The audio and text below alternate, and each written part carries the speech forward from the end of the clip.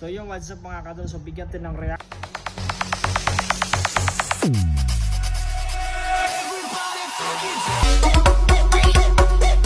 itong babaeng nag-viral na rider. So nagkaalitan sila dun sa isang naka-pick up mga kadol dahil dun sa isang lubak lang na iniwasan nung naka-pick up. Syempre iiwas talaga naka-pick up dun sa lubak kasi mahirap naman talaga masiraan sila sa lubak. At saka ito mga kadol, ang problema dun sa nakamotor, wala siyang side mirror.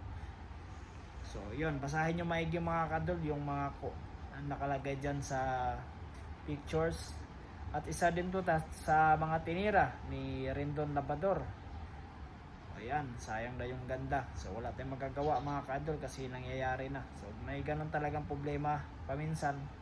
At sana maayos pa rin, mabigyan ng pansin to sa mga LTO at maayos pa rin para mas mababilis ang proseso.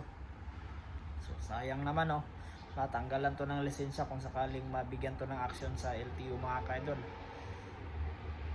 Kita nyo naman kung ano yung ano nila.